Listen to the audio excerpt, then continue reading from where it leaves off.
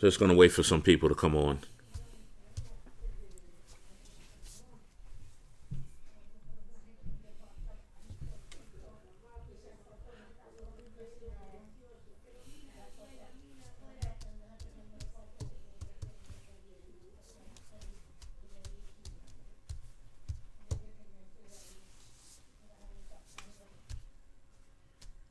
What's up, Dennis? Good evening. What up, Dave? What's going on? Panama, what's up? No problem, Danny. Frank De Jesus, what's up? Hey, Cynthia, what's going on?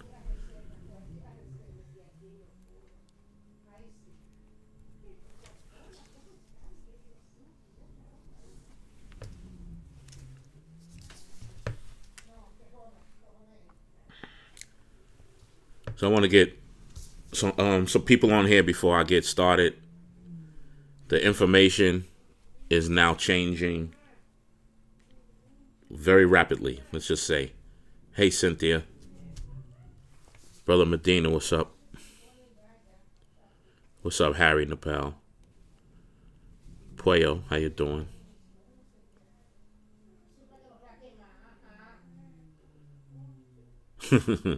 Hi, Dennis.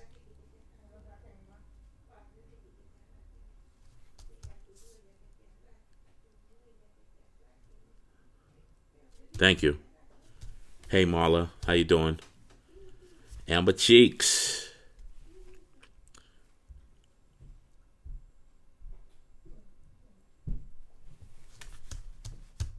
That's a good question. Jamal Holmes, that's a good question. Age Day, what's up?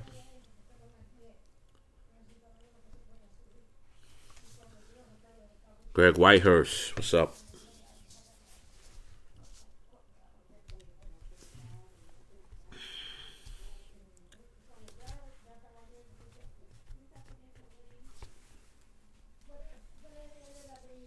Elliot Harris, what's up? Brother Wilson, what's up?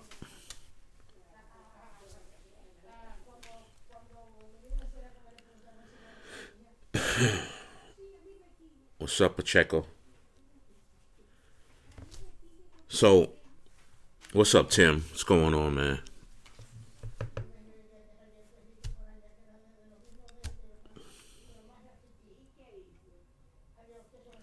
Oh, I didn't know. I didn't even know that, HJ. I wish all the best.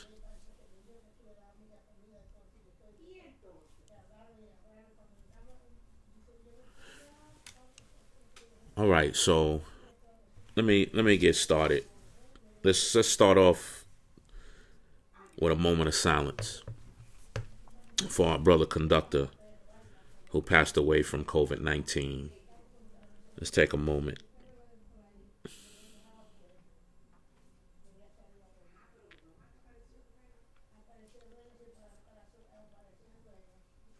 So, I'm supposed to be in a role where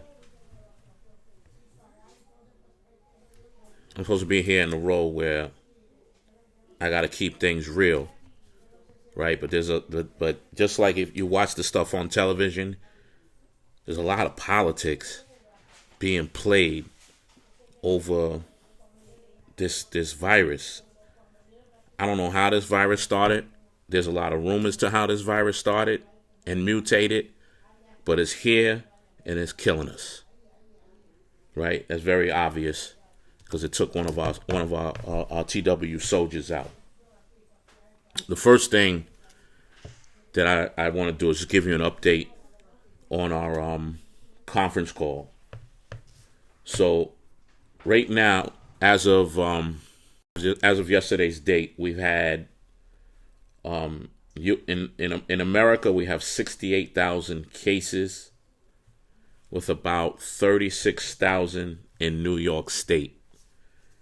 New York City has 18,000 of those cases in New York State. And the MTA or the Department of Buses has 64 cases as of yesterday. Today, I've heard that number has risen up to 72 cases. All right.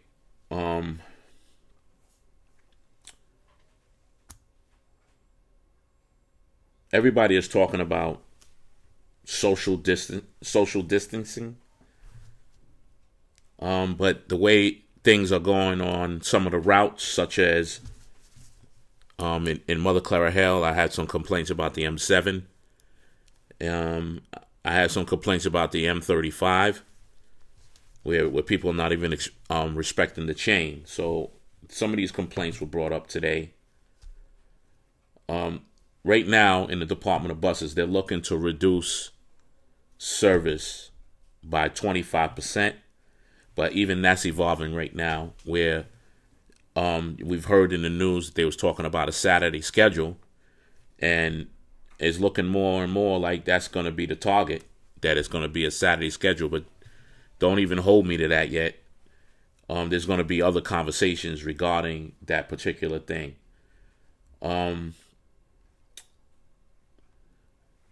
There is an update on. There's been a handout of hand sanitizers. I've announced this earlier that the Department of Buses has ordered 18,000 hand sanitizers for our use. The first wave of hand sanitizers was received. The second wave is coming out. It's about 7,000 pieces in about 2-ounce bottles and then 7-ounce bottles. They're on the way. The issue with the UTS, where people who was working a school closed schedule was supposed to still get paid for a regular schedule, they updated and fixed those problems. They got to go back and fix the problems. I guess the first 4 days they got to go and do that manually. So they'll take care of that. We was told that they're going to take care of that. Headquarters is reaching out and planning to reduce the workforce in maintenance. Maintenance workshops and managers, I guess they're going to be starting that next week. So we're talking about maybe 2 weeks on, 2 weeks off. That hasn't totally been decided. The big issue is the hotline issue. That's the 646-252-1010 number. What they're going to be taking on Paratransit Call Center, which houses 150 people with the ability to upgrade to more. They are already in training to start tomorrow. As I said before, call, leave a message. If also document how many times you're calling that call center. There's supposed to be a combination of nurses, some of the nurses, retired nurses, some nurses from temp agencies, and medical students. This is what we was told, medical students, to take calls. Now, they're not there to diagnose. The medical students are not going to be there to diagnose you. They are there to take calls and move them to the appropriate medical or HR queues. All right. A small list of positive tested individuals was received yesterday by OHS, which is being cross-checked. The overall list is extensive. Once training at the hotline is done, it will alleviate the waiting time for callbacks. Now, I got to tell you, I'm going to play a wait and see, because we're just not sure if that's going to happen, because we've been told and told and told again, and it's just a problem that keeps occurring. They're not being very as responsive. All the vice presidents that are on this call on this conference call are asking all the questions, being demanding. So I just wanted to let you guys know that. I know sometimes y'all look at me as the face of what's going on, but you got a lot of people in the background. You got Pete Rasconi, you got Richard Davis, you got JP Patafio, you got all the bus people in the room. You got the people from Triple SA. You got local TW Local 106, and everybody is pretty much together on certain questions that have to be asked regarding all our issues with OHS right now. One of the things I brought up today also is the federal. There's a FMLA that we spoke about already that's going to be implemented on April 2nd. Now, the FMLA that's going to be implemented is for the purposes of child care. Now, that's going to be from April 2nd, 2020 to December 31st of 2020. Okay?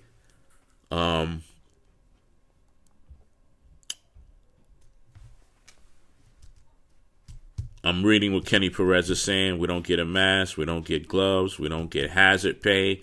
We don't get respect. We don't get shit. Hero my ass. Let me tell you guys something straight up from the heart. And I don't know where it's gonna take it. This whole thing is like crazy and ridiculous. I too don't understand why we're not getting gloves. I was told by a member of management that it was because of a liability issue. To be honest with you, that's what I was told. And whether we keep being told that, oh, we can't give you the gloves because it's not in your PPE. Now, when we was all out here in 9/11, freaking mask wasn't in our PPE back then either. So I know that people, I know how people are feeling out there. I really do. And I, like I said to all my brothers and sisters that come across me, I stand with you guys. I think you guys should get masks.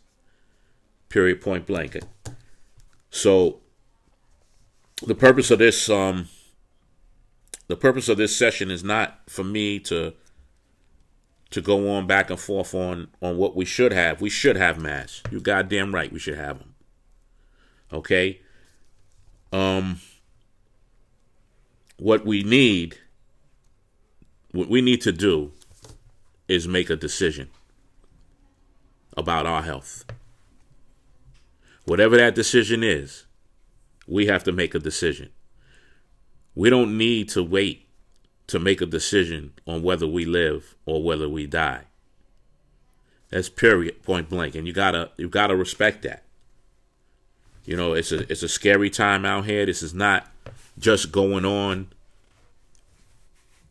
in New York. This is going on all over the place. People are dying.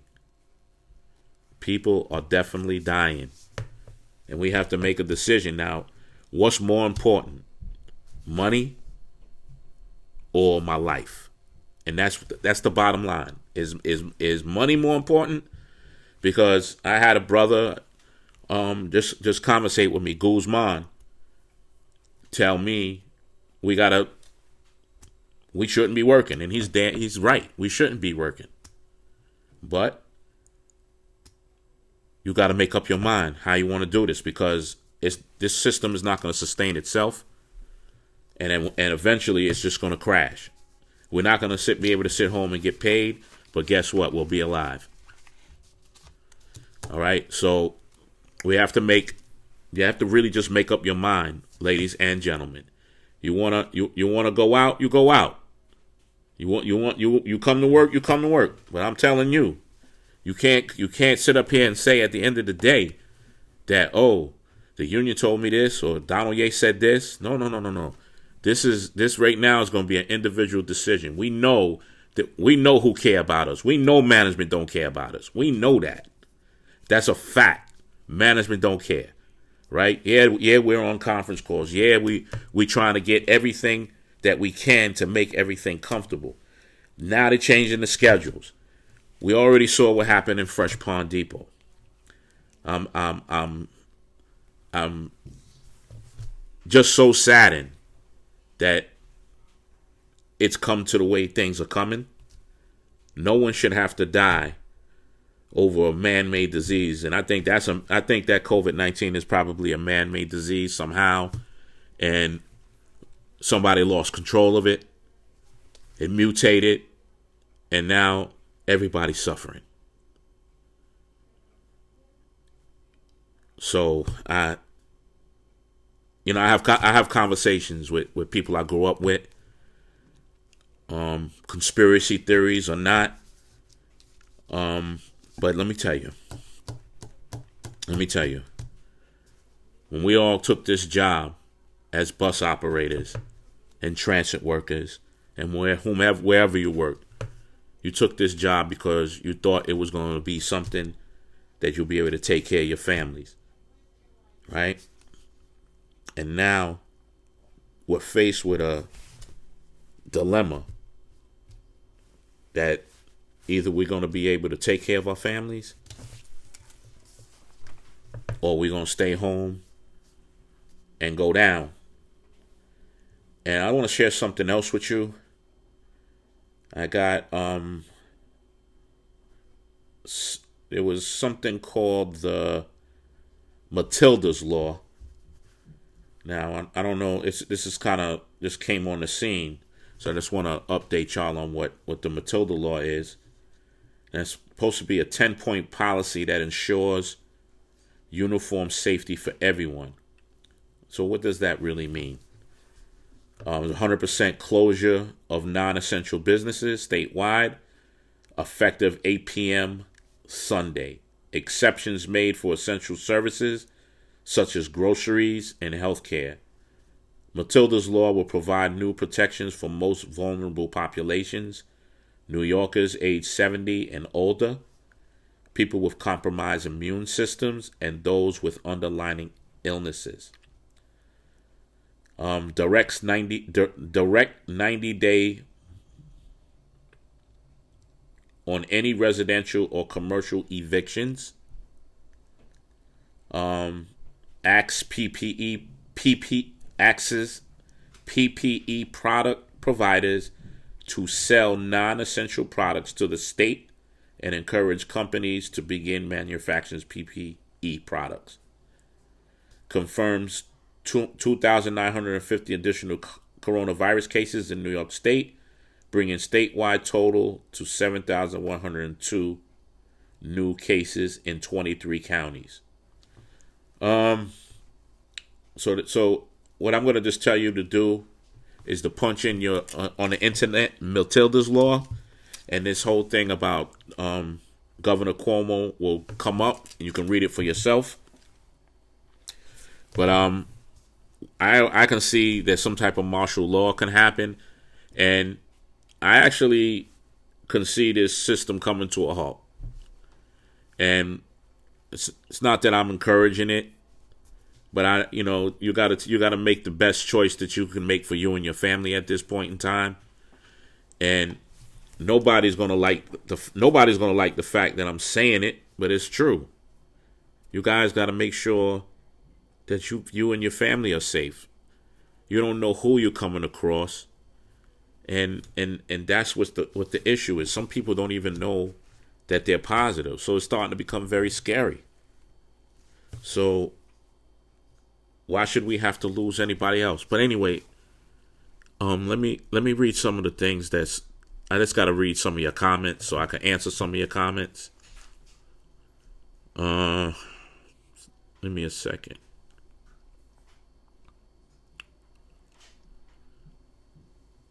Consciously aware, buenas noches. Jamal Holmes, how many more lives have to be lost before they shut us down. Jamal Holmes, let me tell you something. I'm not. I will say this, like, and I said it already. Why should we have to wait for them to shut us down? We shouldn't have to wait for them to shut us down. You do what you got to do that's safe, that becomes safe for your family.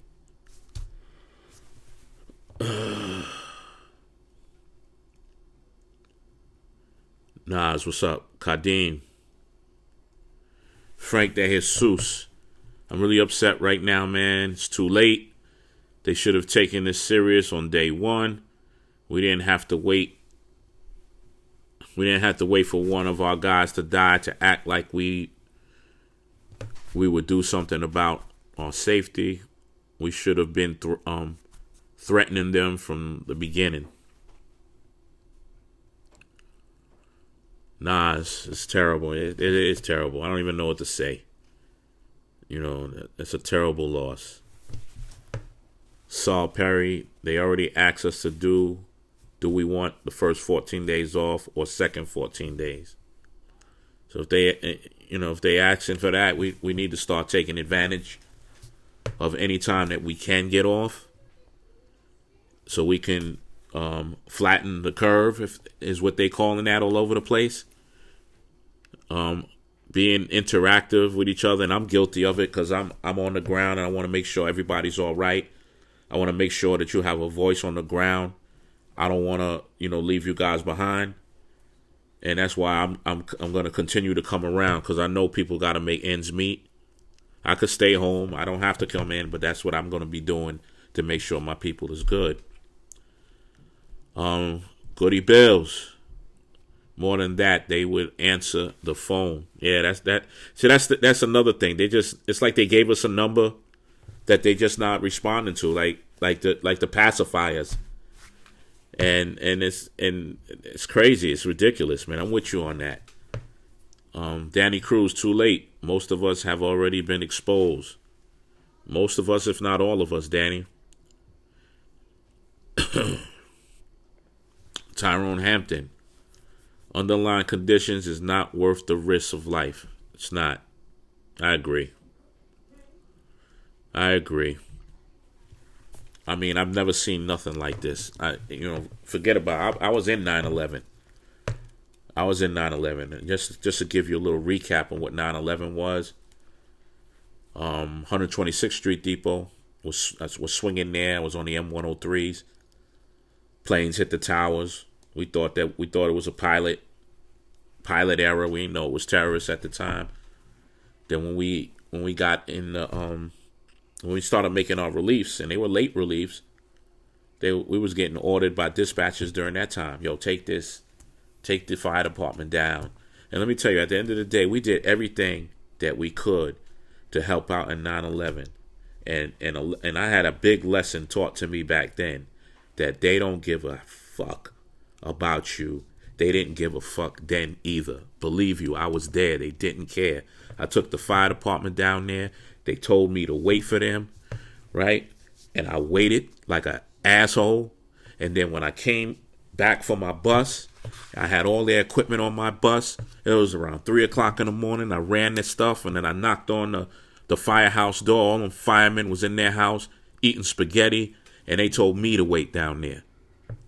So I know we're not no first responders, so don't even believe the hype. Alexander Kemp, why are we at the mercy of their incompetence? Good question, bro. Can't answer it. Kenny Perez, we don't get a mask. We don't get gloves. Okay, I read that one already. I'm good. I'm good, man. I'm good. The only thing that Panama asks me, how am I? Oh no, you're asking Alexander Kemp, how is he? Yo, Kemp, reply to that man. How you doing? All right. Diane Guzman, how you doing? Leroy Holmes, y'all do what y'all have to do up there. Stay safe. Thank you, bro.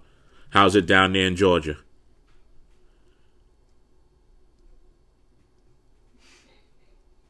brother Centron, Manuel Centron. What's up, man? What's up, Victoria? So, Omar, 3 weeks ago, they are telling us not to use masks to avoid panic on the public.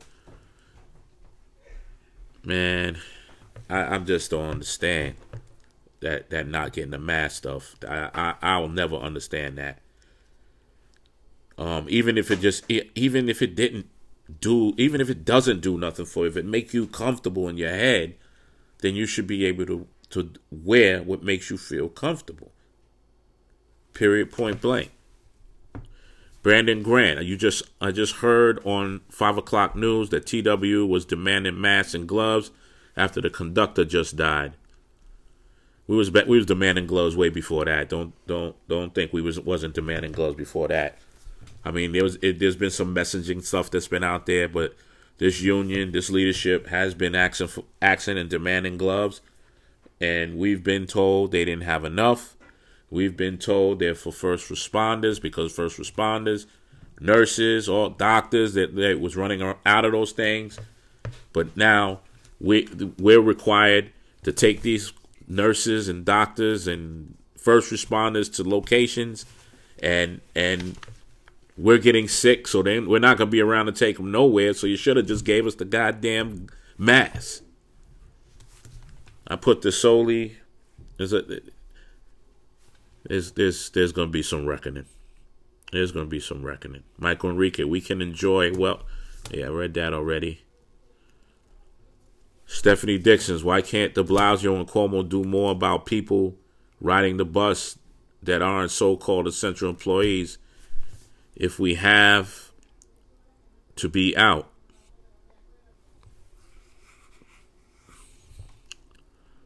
Consciously aware, we're all replaceable. It's either you do your job or don't. Keeping yourself as safe as possible without relying on transit to look out for your best interests. Let me tell you something about the mask that I'm like some of the folks that I'm seeing wearing masks.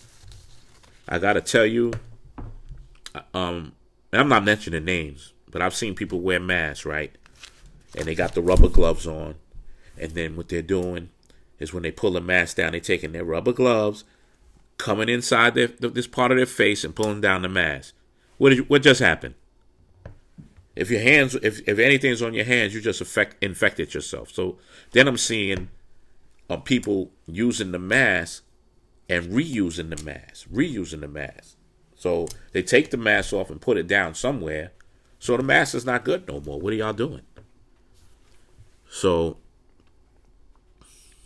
Michelle Clancy, I see your heart. I know those above you are putting pressure on you. I just wish we all stood together for what is right. This is so heartbreaking. I feel for all my brothers and sisters in an MTA. Well, definitely, my heart is here. I'm not gonna sit down here and say that I feel any type of pressure either way. You know, I make my opinions known, and people know where I stand. You know, either they don't necessarily have to support what I say. Nobody necessarily has to like what I say. I just don't want to be irresponsible with information if I don't have the right information. And that's that's what I don't want to put out here. Bad information. I want to, you know, and so far I have not put out nothing that's not true, nothing that's not accurate. I've seen other people put things out here that's crazy, and I've seen people being very political about it. This ain't the time to be political. This is the time that we just have to just get together and just be with each other and do the right thing by each other. Brothers and sisters, we can't be screwing each other on the road like we always do. We just have to be doing what's right by each other. You know, I don't know what else to say. I mean, it's been a long time since I've seen some real unity with us anyway. But we need to get that unity and make a decision on what we're gonna do. All right. And let's face it, it's all about our health. James Cornick, This is about doing what you need to do. Changing schedules, adjusting times is not going to make this go away. I worked through another one. I worked through 9/11, Sandy, and even damn snowstorm there was. This outweighs all of that. Do what you have to do. And that's essentially what I'm saying to you guys. Do what you have to do. Don't rely on somebody to tell you what to do. Do what you have to do. Okay? Do what you have to do. Gregory Moultrie. What's crazy is they will restrict us if blood pressure, diabetes. Yeah, got you on that. You're absolutely correct. Pacheco, if you have flu-like symptoms, you go on quarantine for 14 days. Run pay. You know, here's another thing. Now, this is what I'm talking about unity. There's some lines we just shouldn't cross. Now, there's been people who had flu-like symptoms, and and they come to work because they don't have no more sick time. So they made a decision like, no, I'm going to come to work. But they not really thinking in their head that I might be infecting somebody. Forget about the fact that I'm infected, but I might be infecting somebody too. And then you gave it to somebody who doesn't even know that they have it. It's like, what are we thinking about out here? We can't just be thinking about the almighty dollar and chasing the dollar all the time. Let it go. I mean, I know the rent got to be paid, and I know the landlord want to collect the rent. But what the landlord gonna do if he can't collect the rent? Get you evicted? Very hard to evict people in New York City. Let's check it out. I know for a fact. I was a landlord. It's very hard. It's not easy. And with all this going on, ain't nobody gonna just put you out the door.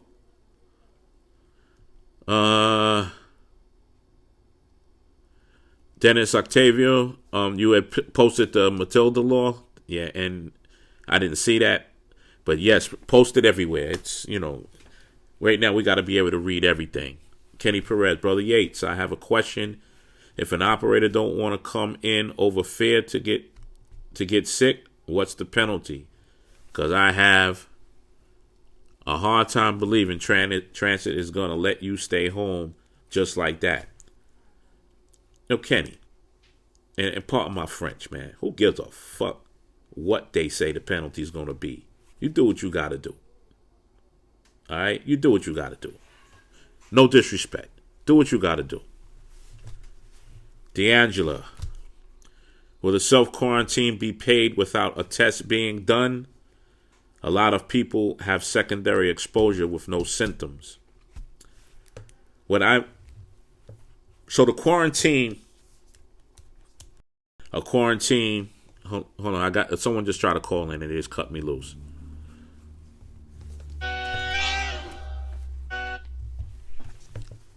Will a self-quarantine be paid without a test being done? A lot of people have secondary exposures with no symptoms. So what you got to do is you got to make a phone call. Not just be self-quarantined. It has to be a reason why you're calling. Not so you make a phone call. Like, just say that you felt you came across someone that might have had it. So you tell them that you might have had it, and they'll give you the 14-day quarantine, and then you could do like a video type of doctoring where they can give you some type of documentation through video conferencing. It'll be accepted. Anyway, everybody, listen, I got to go. All right.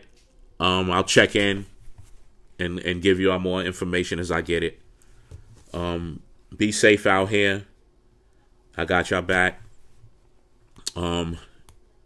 Just remember, we got to just be very mindful about our health, okay? Be safe, everybody.